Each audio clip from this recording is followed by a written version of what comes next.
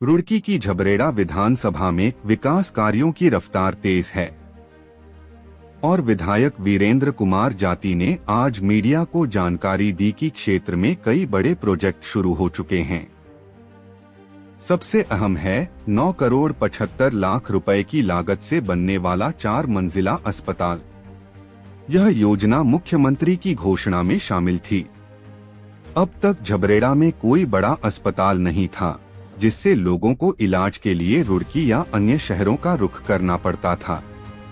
लेकिन अब यह समस्या खत्म होने वाली है।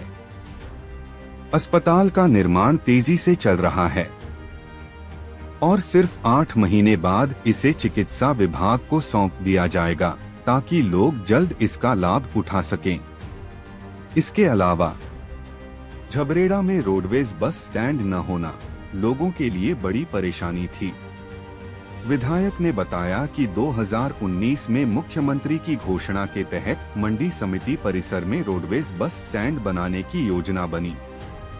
2024 में इसके लिए धन स्वीकृत हो गया और जल्द ही झबरेड़ा में रोडवेज बस स्टैंड दिखाई देगा। साथ ही फायर स्टेशन की सुविधा के लिए 2.5 बीघा जमीन ग्राम सढोली मार्ग पर तय की गई है। जिला अधिकारी ने जमीन आवंटन की प्रक्रिया पूरी कर दी है और फायर स्टेशन का निर्माण भी जल्द शुरू होगा। विधायक वीरेंद्र कुमार जाती का कहना है कि वे लगातार क्षेत्र का भ्रमण करते हैं और जो भी समस्याएं सामने आती हैं, उनका समाधान तुरंत करने का प्रयास किया जाता है। उनके मुताबिक झबरेड़ा के विकास में कोई कमी नहीं छोड़ी जाएगी।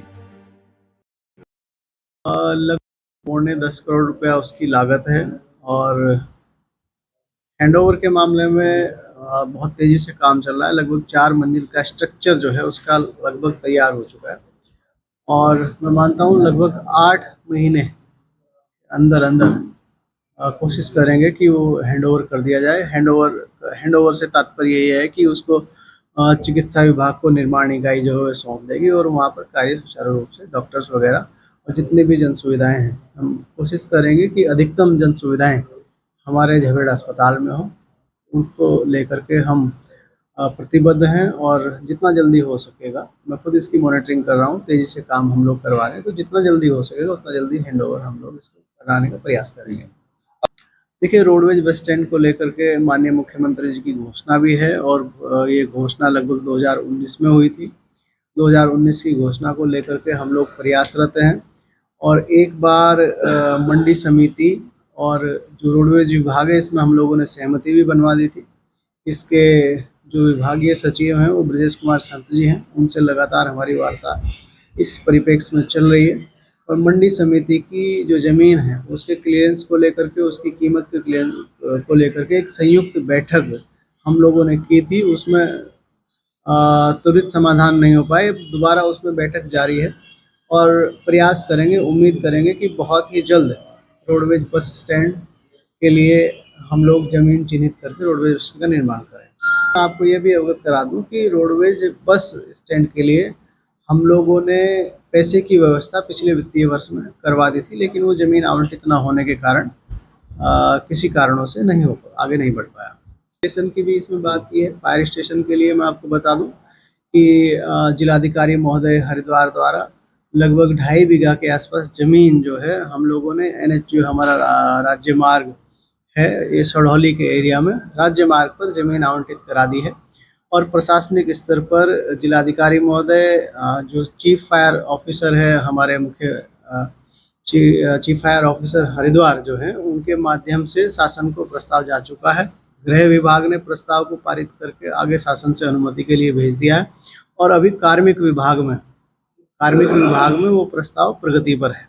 तो बहुत ही जल्द मिनी फायर स्टेशन जल्दी स्थापित होगा। उसमें समस्या का समाधान करने का प्रयास नहीं, हमने अधिकारियों को बुलाया था, रेलवे के संबंधित अधिकारी थे। एक दिन पहले से उसमें जल भराव था।